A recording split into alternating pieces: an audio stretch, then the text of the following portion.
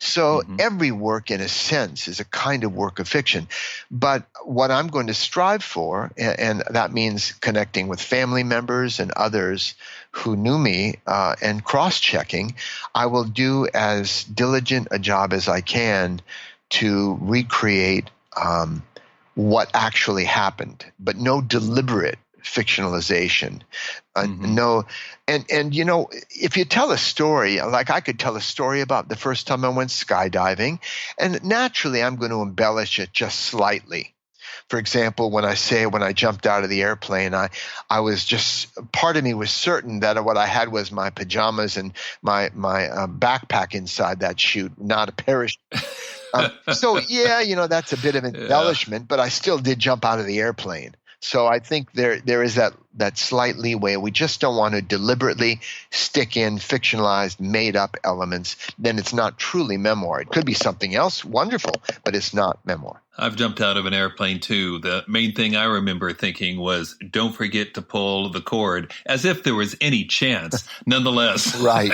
that obsessed my thought.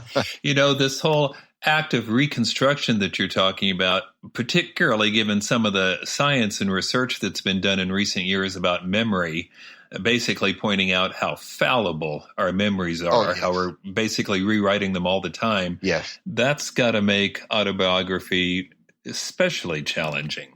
I would say so. Again, that's why I want to acknowledge no one should be held to perfect standards.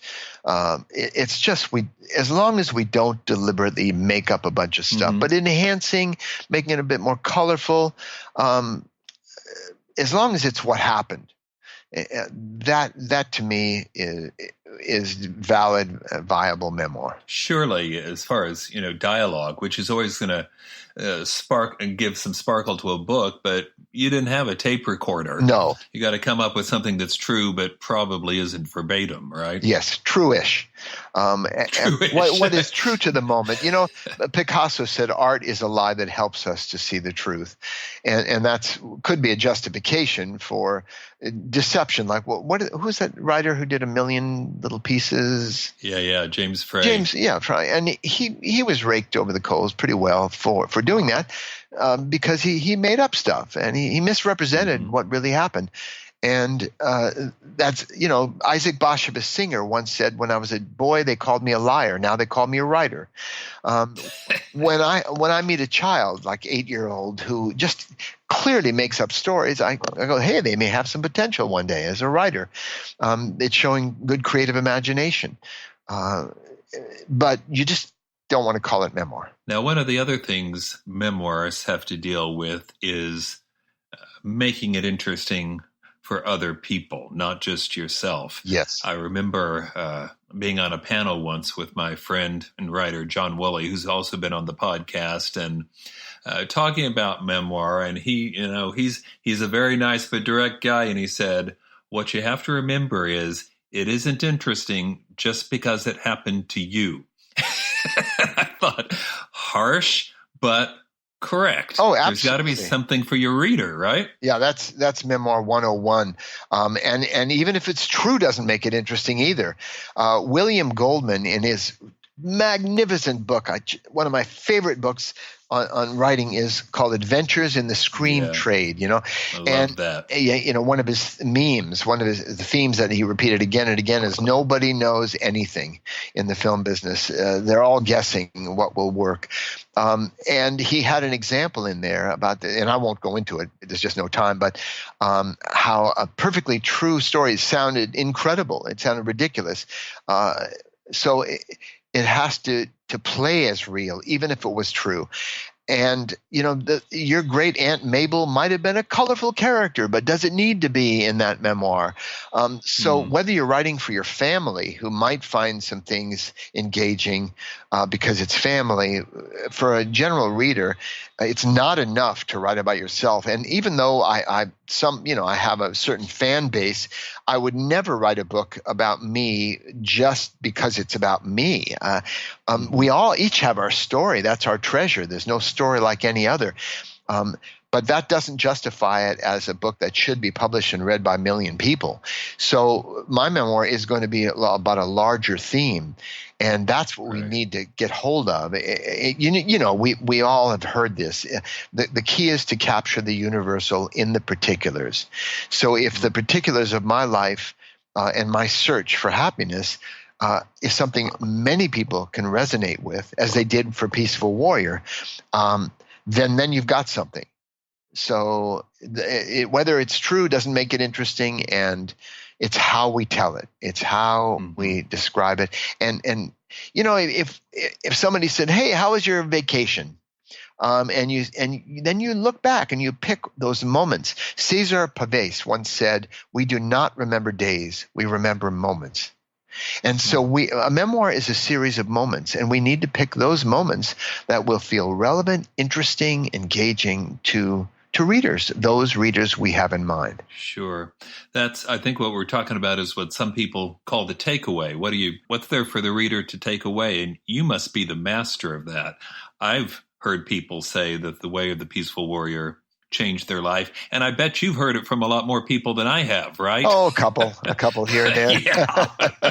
And I think, I've asked them, what do you mean this book changed your life? No book can change your life. Only you can change your life. But somehow the book offered reminders and perspectives about life's bigger picture that they needed to hear, and it articulated it for them. And they got to go on a spiritual quest with me that they could relate to. So I think that's what and remember, I had no idea it was going to have this impact. It felt pretty good to me. And it was I didn't even know what an agent was, how to get a book published. I just said, I need to write this. It was one of those examples of I wrote what I felt I needed to express, and it turned out many people could relate to it. Figured out the rest later, right? Yeah.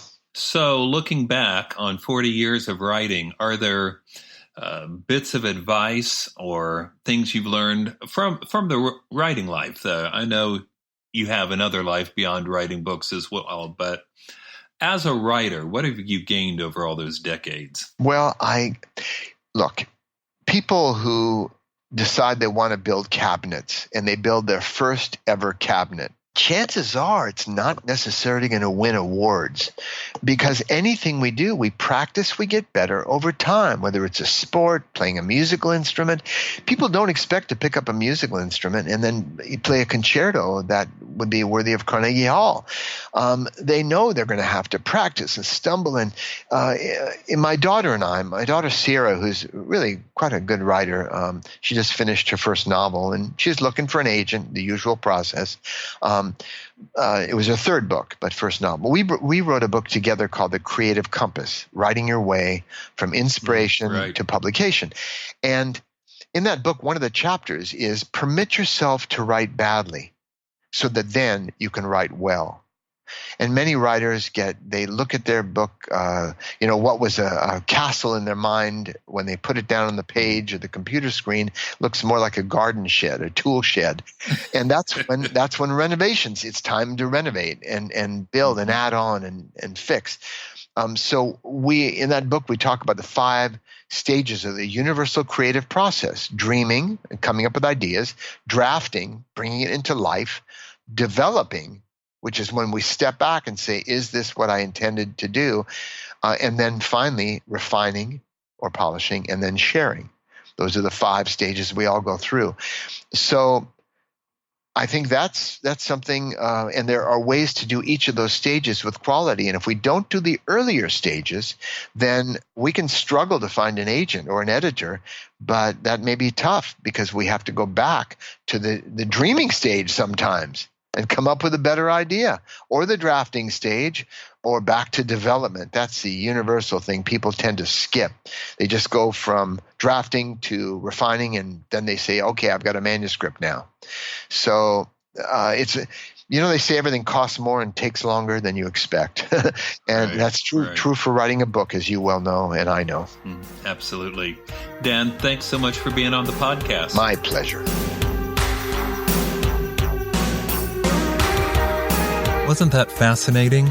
Before I sign off, let me remind you once again that it is not too late to register for the WriterCon cruise next February 2 through 9, 2020, 7 days in the Caribbean and lots of one-on-one personal writing instruction, focus, editing, input on your work in progress, or maybe answering questions that have puzzled you, whatever kind of help that would help you most. I'll be there with a lot of my writing pals to give you the instruction that could be of most value. And also, we're on a cruise ship and there are beaches and lots of sun. I think it's going to be a terrific experience. So if you're interested, please visit my website, williambernhardt.com, and read more about it. We've also got another small group writing retreat coming up in December in New Orleans.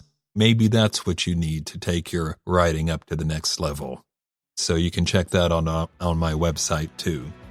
Until next time, keep writing. And remember, you cannot fail if you refuse to quit.